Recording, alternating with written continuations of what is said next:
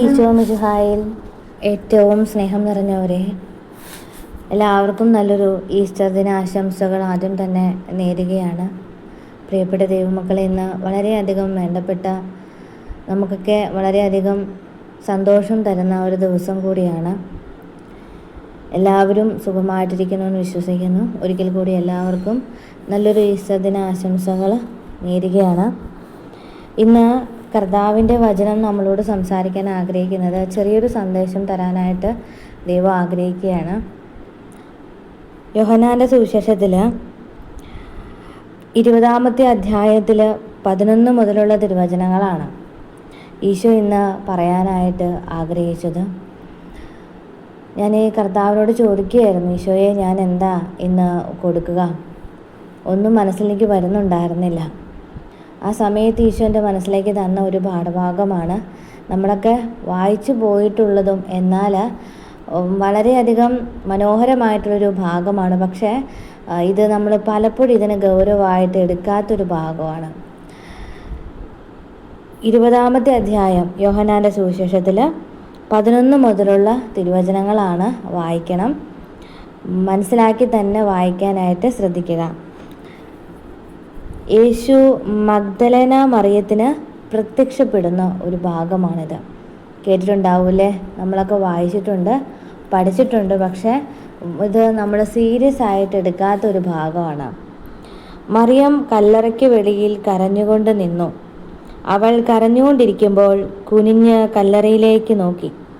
വെള്ള വസ്ത്രം ധരിച്ച 2 ദൂതന്മാർ യേശുവിൻ്റെ ശരീരം വച്ചിരുന്നിടത്ത് ഒരുവൻ തലയ്ക്കലും ഇതരൻ കാൽക്കലുമായിരിക്കുന്നത് അവൾ കണ്ടു. അവർ അവളോട് ചോദിച്ചു, സ്ത്രീയെ, എന്തിനാണ് നീ കരയുന്നത്? അവൾ പറഞ്ഞു, എൻ്റെ കർത്താവിനെ അവർ എടുത്തുകൊണ്ടുപോയി. അവർ അവനെ എവിടെയാണ് വെച്ചിരിക്കുന്നതെന്ന് എനിക്കറിഞ്ഞുകൂടാ. ഇത് പറഞ്ഞിട്ട് പുറകോട്ട് തിരിഞ്ഞപ്പോൾ യേശു നിൽക്കുന്നത് അവൾ കണ്ടു. എന്നാൽ അത് യേശുവാണെന്ന് അവൾക്ക് മനസ്സിലായില്ല. യേശു അവളോട് ചോദിച്ചു, സ്ത്രീയെ, എന്തിനാണ് നീ കരയുന്നത്? നീ ആരെയാണ് അന്വേഷിക്കുന്നത്? അത് തോട്ടക്കാരനാണെന്ന് വിചാരിച്ച് അവൾ പറഞ്ഞു, പ്രഭോ, അങ്ങ് അവനെ എടുത്തുകൊണ്ട് പോയെങ്കിൽ എവിടെ വച്ചുവെന്ന് എന്നോട് പറയുക, ഞാൻ അവനെ എടുത്തുകൊണ്ട് പോയിക്കോളാം. യേശു അവളെ വിളിച്ചു, മറിയം. അവൾ തിരിഞ്ഞ് റബ്ബോനി, ഗുരു എന്നർത്ഥമെന്ന ഹെബ്രായ ഭാഷയിൽ വിളിച്ചു.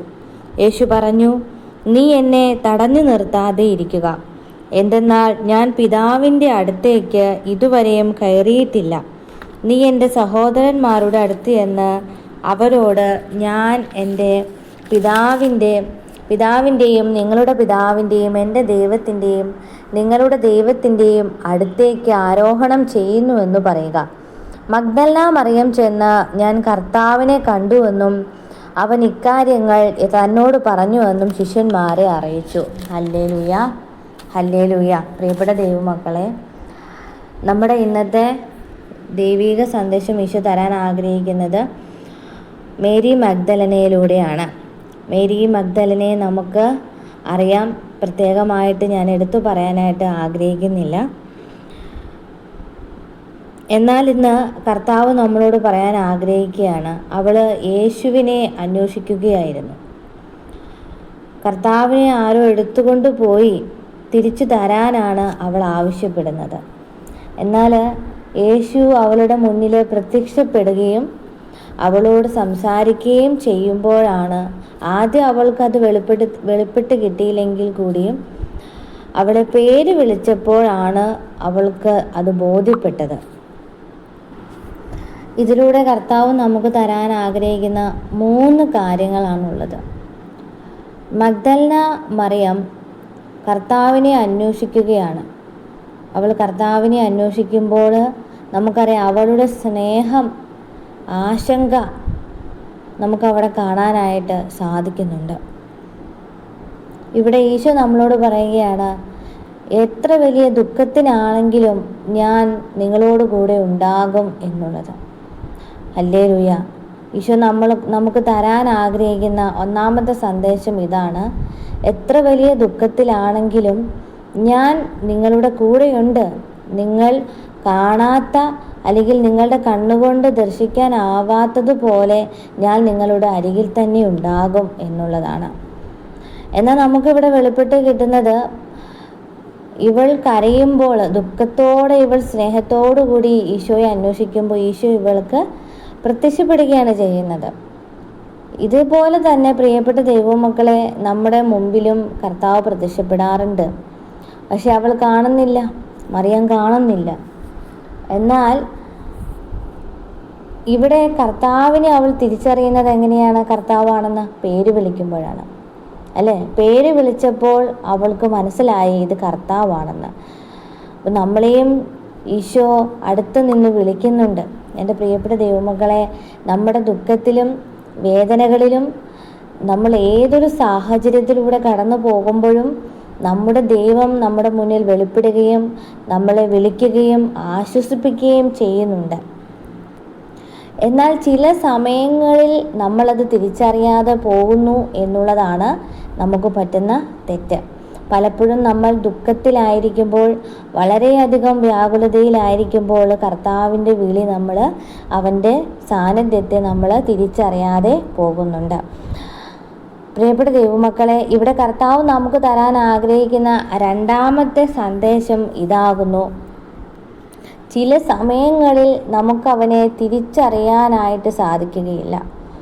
ചില കാര്യങ്ങൾ വൈകുമ്പോൾ, നമ്മുടെ ജീവിതത്തിൽ നമ്മൾ പ്രതീക്ഷിക്കാത്ത ചില കാര്യങ്ങൾ മാറുമ്പോൾ, ദുഃഖങ്ങൾ കൂടുമ്പോൾ, നമ്മൾ ആഗ്രഹിക്കുന്നത് പോലെ നടക്കാതെ വരുമ്പോൾ, ചിലപ്പോൾ കർത്താവിൽ നിന്ന് ഉത്തരങ്ങൾ നമ്മൾക്ക് കിട്ടാതെ വരുമ്പോൾ നമുക്കവനെ മനസ്സിലാവണമെന്നോ അവൻ നമ്മുടെ മുൻപിലുണ്ട് എന്നുള്ള സത്യം നമ്മൾ മനസ്സിലാക്കണമെന്നുള്ളത് നമുക്കൊരു പക്ഷേ ആ സമയത്ത് തിരിച്ചറിയാൻ സാധിക്കാതെ വരും എന്നുള്ളത് കൂടി കർത്താവ് നമ്മളെ ഓർമ്മപ്പെടുത്തുകയാണ് ഈ മേരി മഗ്ദലിനയിലൂടെ. മൂന്നാമതായിട്ട് കർത്താവ് നമ്മളോട് പറയാൻ ആഗ്രഹിക്കുന്ന ഒരു സന്ദേശം ഇതാണ്. എന്നാൽ ഇതിനെല്ലാം ഉള്ളിൽ തന്നെ അവൻ നമ്മളെ അറിയുന്ന ആ ഒരു സമയത്ത്, നമ്മുടെ ഹൃദയത്തിൽ നിന്ന് വരുന്ന തീവ്രമായ ദുഃഖവും അവനോടുള്ള സ്നേഹവും വെളിപ്പെട്ട് കിട്ടുമ്പോൾ, അത് യാഥാർത്ഥ്യമാണെന്ന് കർത്താവിന് ബോധ്യപ്പെടുമ്പോൾ അവൻ നമ്മെ പേര് ചൊല്ലി വിളിക്കുന്നു. ഹല്ലേലൂയ! അവൻ നമ്മെ വിളിക്കുകയാണ്. അവിടെ മറിയത്തെ വിളിക്കുന്നുണ്ടല്ലേ? മറിയത്തെ വിളിക്കുമ്പോഴാണ് അവൾ ഗുരു എന്ന് അഭിസംബോധന ചെയ്യുകയാണ്. ഹല്ലേലൂയ! പ്രിയപ്പെട്ട ദൈവമക്കളെ, ഇവിടെ കർത്താവ് ഈശോമിശിഹ നമുക്ക് തരാൻ ആഗ്രഹിക്കുന്നത്, ഈ ഈസ്റ്റർ ദിനത്തിൽ നമ്മളോട് പറയാൻ ആഗ്രഹിക്കുന്നത് ഇത്ര മാത്രമേ ഉള്ളൂ. ഏതൊരു പ്രതിസന്ധിക്ക് നടുവിൽ നിന്നാണെങ്കിലും നമ്മൾ കർത്താവിനെ അന്വേഷിക്കുമ്പോൾ നമ്മുടെ കൂടെ നമ്മളെ പേര് ചൊല്ലി വിളിച്ച ദൈവം നമുക്കൊപ്പം തന്നെയുണ്ട്. ഹല്ലേലൂയ! മാതാവിൻ്റെ ഉദരത്തിലായിരിക്കുമ്പോൾ തന്നെ ഞാൻ നിന്നെ അറിഞ്ഞിരുന്നു, പേര് ചൊല്ലി വിളിച്ചിരുന്നു. നമുക്കൊക്കെ ഒരു പേരിട്ടിട്ടുണ്ട്, അല്ലേ? കർത്താവ് നമ്മളെ നേരത്തെ അറിഞ്ഞതാണ്. അപ്പോൾ അവൻ അറിയുന്നുണ്ട്, എല്ലാ കാര്യങ്ങളും അറിയുന്നുണ്ട്. അപ്പോൾ ഈ ഈസ്റ്റർ ദിനത്തിൽ ഈശോ നമ്മളോട് പറയുകയാണ്, മേരി മഗ്ദലനയെ പോലെ നിങ്ങളുടെ ഹൃദയം ജ്വലിക്കണം ദൈവസ്നേഹത്തിനു വേണ്ടി, അവനെ കണ്ടെത്താൻ വേണ്ടി, അവനെ അന്വേഷിക്കാൻ വേണ്ടി. കാരണം മേരി മഗ്ദലന അവനെ അന്വേഷിച്ചു, അവനെ കണ്ടെത്താൻ ശ്രമിച്ചു. അപ്പോഴാണ് അവളുടെ സ്നേഹം എന്താണെന്ന് അവൻ മനസ്സിലാക്കി അവൾക്ക് മുന്നിൽ വെളിപ്പെട്ടത്.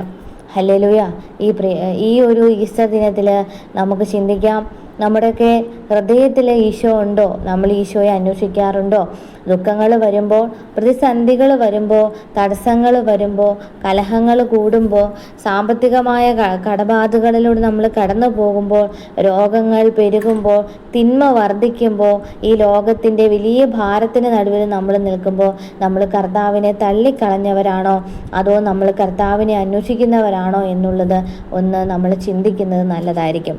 കർത്താവിൽ ഏറ്റവും പ്രിയപ്പെട്ട ദൈവമക്കളെ, മേരി മഗ്ദലനയെ പോലെ യേശുവിനെ സ്നേഹിക്കുവാൻ നിങ്ങൾക്ക് ഓരോരുത്തർക്കും യേശുവിനെ കണ്ടെത്തുവാൻ സാധിക്കട്ടെ എന്ന് ഞാൻ പ്രാർത്ഥിക്കുന്നു. ദൈവം അനുഗ്രഹിക്കട്ടെ.